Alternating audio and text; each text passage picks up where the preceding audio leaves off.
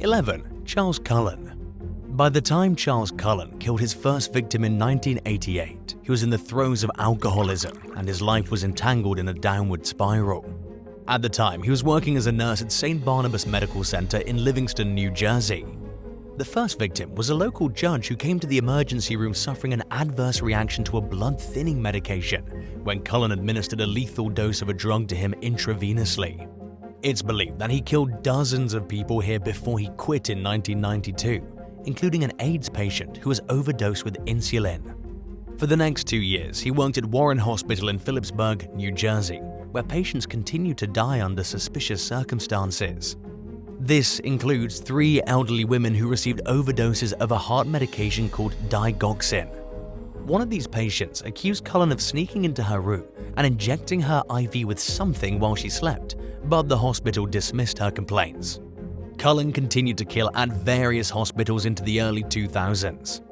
Although several of his employers suspected him of serious wrongdoing, he avoided legal scrutiny until the death of his final victim in 2003 at the Somerset Medical Center. By then, Cullen's co-workers and superiors had caught him in rooms he wasn't assigned to, ordering drugs for patients they weren't prescribed, and going through patient records that he had no reason to look at. After his first murder arrest, Cullen confessed to killing at least 40 people throughout his 16-year nursing career, although some believe he may have murdered as many as 400 victims. He received 11 life sentences for several of the murders he committed, and it's long enough to ensure that he'll never see freedom again. 10. Dr. ONYEKACHI NWABUKO. In early 2022, a woman who suffers from epilepsy had a serious seizure and went to the emergency room at the University of Florida Health Leesburg Hospital. Sheila Bryant later told local station WFTV that her eyes were open and she was semi-conscious, but she couldn't say or do anything because of the seizure she was having. The doctor who was tasked with treating her, ONYEKACHI NWABUKO, allegedly thought Bryant was faking her condition. He hit her in the face repeatedly to try proving that she wasn't really having a seizure. He's also accused of returning to the room and slapping Bryant's face with her hand a second time, causing her IV to rip out of her arm and blood to spray everywhere. The patient was left with visible injuries from being struck in the face. According to one witness, Dr. NWABUKO laughed and mocked the patient and didn't stop hitting her until other staff members intervened. He reportedly told police that he was trying a method that's commonly used to see if a patient is faking unconsciousness. It involves holding the person's arm and letting go to see if they resist or have any bodily control. However, several employees claimed that it looked like the doctor was actively hitting Bryant. NWABUKO was charged with 3 counts of battery. 9. Elizabeth Johnson. An emergency room doctor from Hoboken, New Jersey, found herself in hot water with the law in early 2022 after she and her roommate were accused of trafficking drugs. 38-year-old Elizabeth Johnson and 31-year-old Sergey Corporan fell under investigation when Corporan sold more than 150 grams of cocaine to undercover cops in several transactions. A search of their apartment turned up at least $15,000 worth of drugs and paraphernalia, including 17 grams of cocaine, 60 ecstasy tabs, and more. Both Johnson and Corporan now face a slew of charges, including multiple counts of possession with the intent to distribute within 1,000 feet of a school. Corporan was also charged with numerous counts of distribution. Johnson's employer of 4 years, the Hoboken University Medical Center, declined to comment, citing an ongoing investigation. 8. Dr. James Arthur Grime. In late 2021, someone began writing anonymous letters to the nurse manager at an emergency room in Corpus Christi, Texas, accusing Dr. James Arthur Grime of being intoxicated on the job. The first note stated that Grime was drowsy and had slurred speech, while the second note claimed that he once again seemed impaired. According to staff members, he was inputting orders incorrectly, seemed confused, lost his balance, and at one point allegedly stumbled into the wrong patient's room. Grime was relieved of duty and sent to take a drug test, but was either unable or unwilling to do it that day. He went the next day and passed, although there were no staff members available to watch him give the sample. A month later, he reportedly refused to give urine for a scheduled drug test because he had eaten. The next day, Grime tested positive for cocaine and a type of controlled sedative called benzodiazepines. He was relieved for another 2 weeks, and the Texas Medical Board temporarily suspended his license until a hearing was held to determine the next steps. 7. William HUGHLEY. Chris Allison and her husband Troy were at their Columbus, Ohio home one night in 2018 when Troy started having trouble breathing. He went to the emergency room where he had 2 heart attacks and was then transferred to the intensive care unit, ICU. The doctor on duty, William HUGHLEY, told Chris that he thought her husband was brain dead and that he wanted to give the man something to make him comfortable. He was soon dead at just 44 years old. Several months later, the hospital called Chris and said that Troy had been given an overdose of fentanyl. An investigation found evidence that HUGHLEY overdosed at least 25 patients with the powerful painkiller.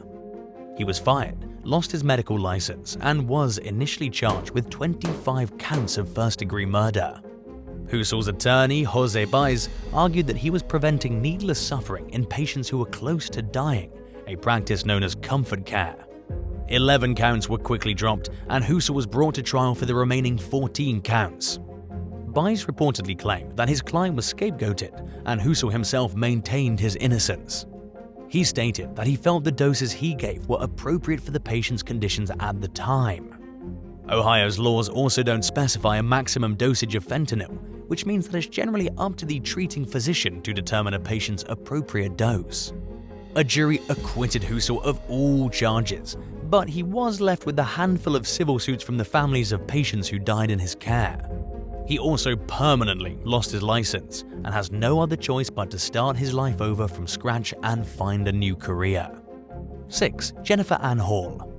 Over a 5-month period in 2002, the Hedrick Medical Center in Chillicothe, Missouri experienced 18 code blue cardiac emergencies. It was a sudden and shocking increase from the facility's average of 1 code blue incident per year. 9 of the patients died and 9 recovered. In 2012, Livingston County prosecuting attorney Adam Warren launched an investigation into the suspicious uptick in code blue events. 10 years later, in 2022, authorities charged former respiratory therapist Jennifer Ann Hall with murder for the death of a 75-year-old patient named Fern Franco. The 41-year-old is accused of injecting Franco with lethal doses of succinylcholine, which paralyzes the respiratory muscles and renders a person unable to breathe. Hall also allegedly administered a deadly amount of morphine to the victim. The prosecutor has yet to reveal a motive or whether Hall will face charges in any of the other suspicious deaths that occurred during her employment at the hospital. In the meantime, Hall's attorney, Matt O'Connor, argued that his client didn't have access to the drugs that killed Franco. He claimed that Hall is being scapegoated based on criminal allegations from before she worked at Hedrick Medical Center, including an arson charge for a fire that happened at another hospital in 2001. However, Hall was eventually cleared of that charge. 5. Triple threat. After a 25-year-old mentally impaired man struck a female employee at the South Florida State Hospital in Pembroke Pines in 2014, he was subjected to a brutal assault at the hands of 3 employees. The trio initially took control of the patient to protect the woman he hit, but they allegedly took things too far as soon as the nurses left the area. 54-year-old Mark Anthony Hansen, 47-year-old Osagboro Khalid Samim, and 34-year-old Ramondo Dean Ivy were accused of kicking the man in the head, beating him with a broomstick, and spraying cleaner in his eyes and face. Surveillance footage showed the workers going in and out of the room where the patient was being held. In the video, Ivy can be seen entering the room with an intact broomstick and leaving with it broken in half. Later on, the victim stumbled down the hall while leaning against the wall for support and holding what looked like a bloody towel. A medical report revealed that he had a fractured nose, swollen ears, and scratches on his face and head.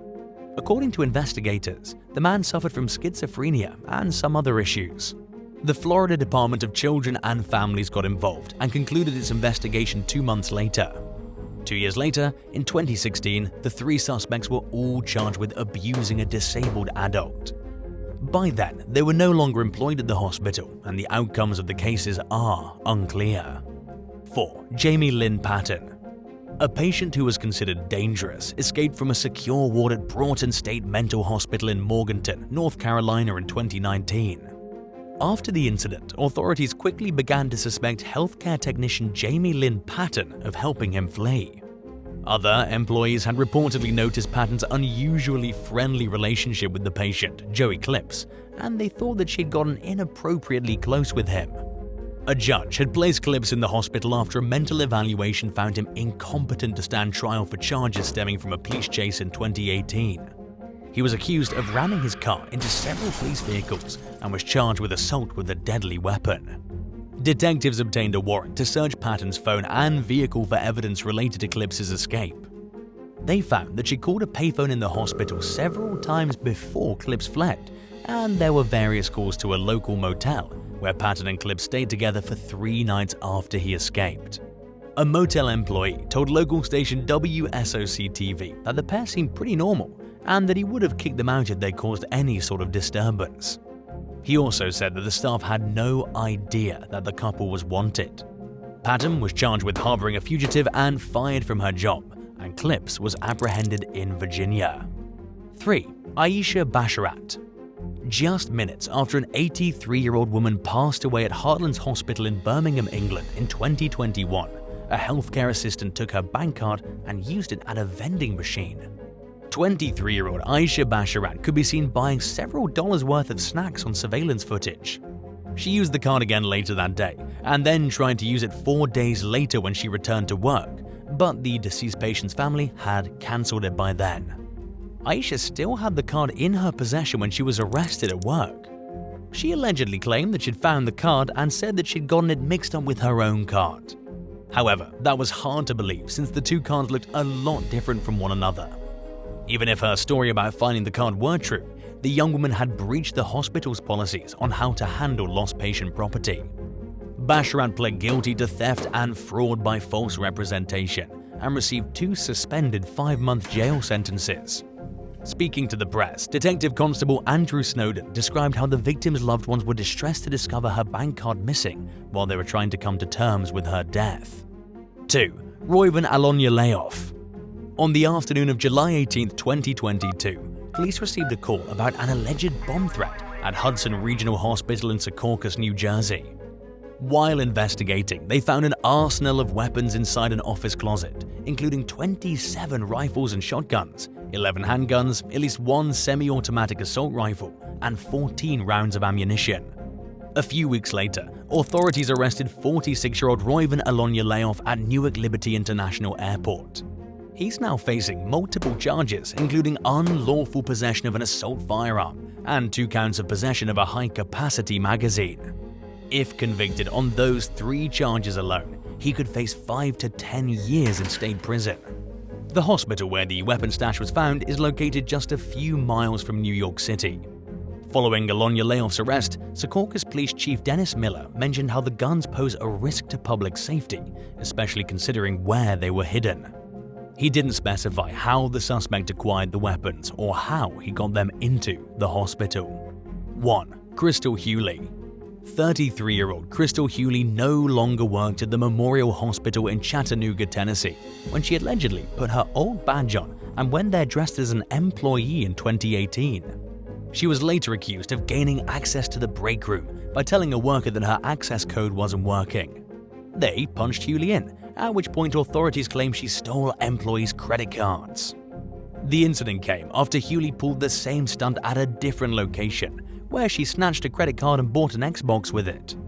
After the second theft, detectives reviewed surveillance footage at the hospitals and stores where hundreds of dollars worth of unauthorized purchases were made. Officials later identified Hughley as the suspect. She was charged with burglary, 2 counts of theft of property, and 3 counts of fraudulent use of a credit card.